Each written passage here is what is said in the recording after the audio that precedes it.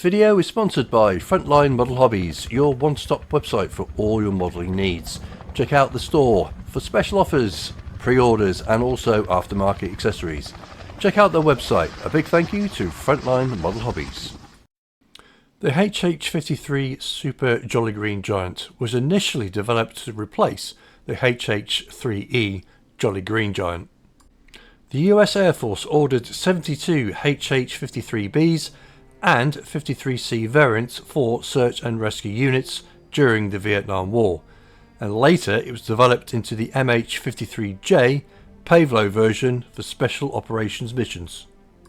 The US Air Force regarded their Sikorsky S-61R HH-3E Jolly Green Giant long-range CSAR helicopters favourably and were interested in the more capable CH-53A.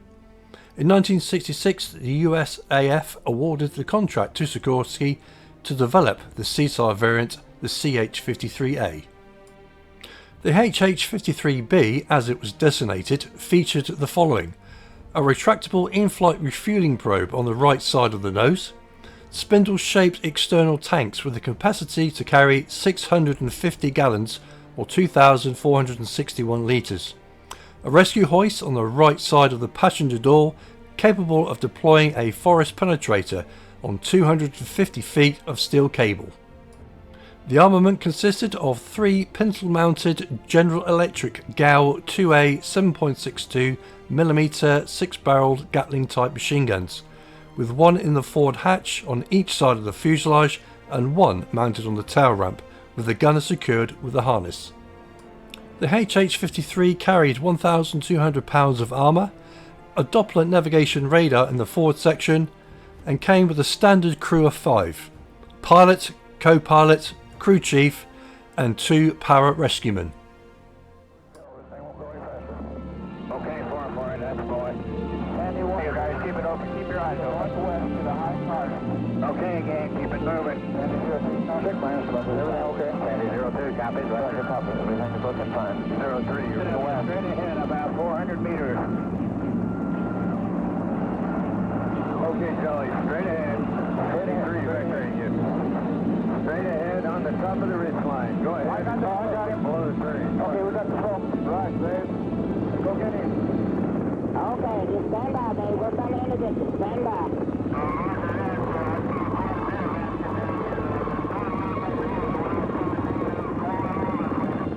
Hey, flower appears to be injured. I'm going to put a PJ on.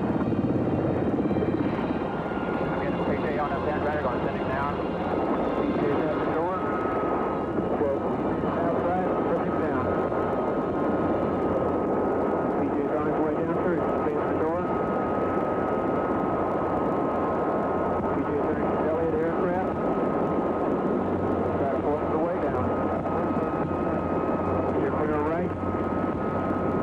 Quarters the way down.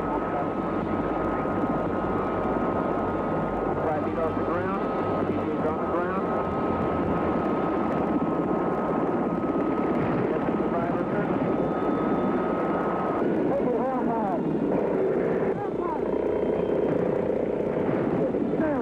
Okay, Charlie Green 6-0, taking ground power to 6 o'clock position. Sandy, come and get him, come and get him. Roger, taking ground power to 7 o'clock position for the ridge line. Come and get him, Sandy. Charlie's over there. Okay, Charlie Green, this is Sandy 3. You got 4 Willie B's right off your nose. Okay, good looking. Contact at 3 o'clock.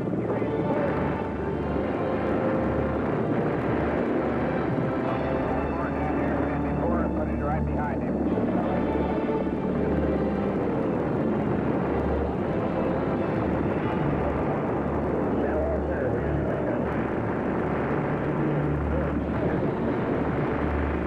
Hold your hover.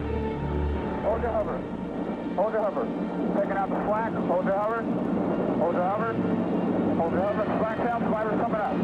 Hold your hover, baby. Hold your hover. Looking good. Hold your hover. Hold your hover. Spider's coming up. About 10 foot off the ground. Hold your hover.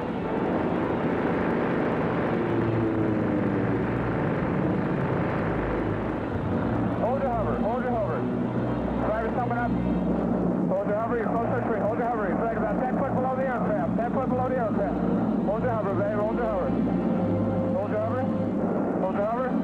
Hold your hover. Hold your hover. Driver's at the door. Driver's coming in the door.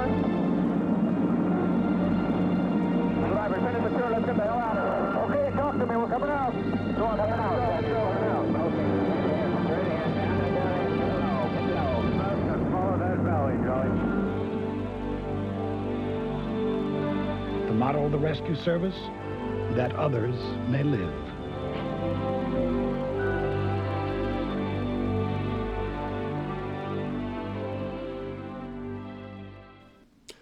Hello and welcome to this review of the Revell 148 scale HH-53G. However, this will be a C or D variant.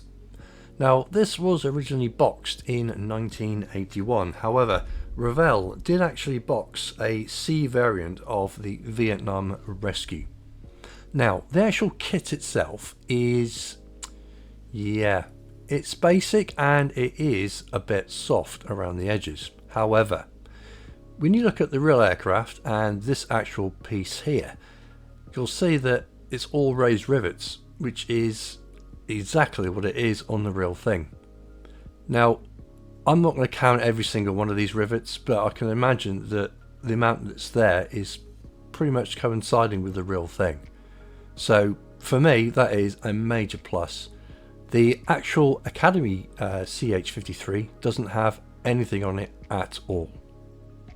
But this particular build, all I'm going to be doing is detailing the front of the cockpit.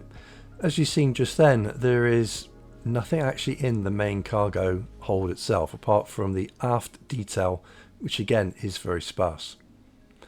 When you look at actual small parts though, you do see some form of flash in and around the actual smaller bits, as in the grab handles, cyclic and collective handles.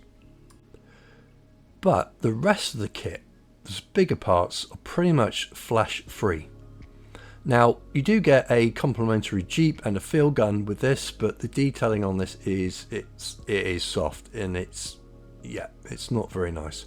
But anyway, they won't be included actually in the build. But what is included is you do get two sets of rotor blades, the later and the earlier versions. This will be fitted with the earlier versions, as the GS version is what you can see there.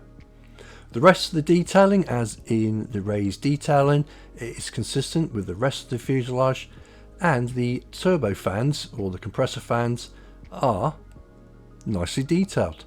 For me and for the age of this kit, that'll do. Very impressed.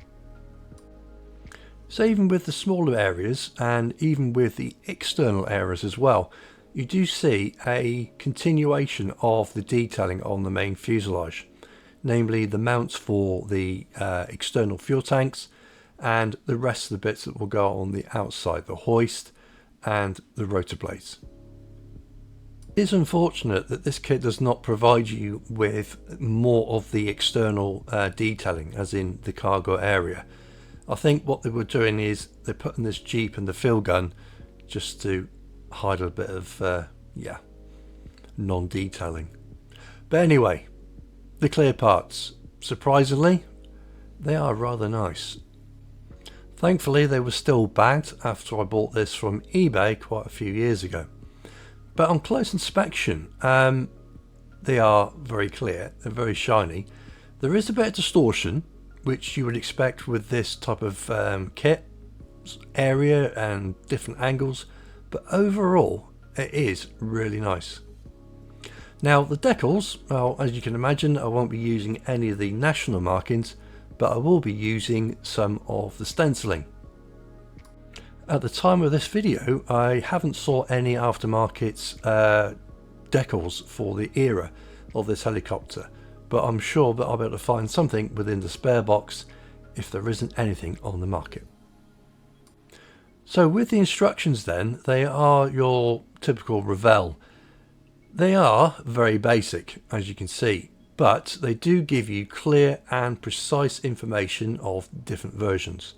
Now, as I said previously, all I'm going to be doing is detailing the cockpit, because there isn't anything else to actually show. but it does seem to go pretty straightforward together, although it does show you where to put all the sensors for the later versions, the G and the GS versions, so I know what not to actually stick on the helicopter. But overall, the actual instructions, they are good enough.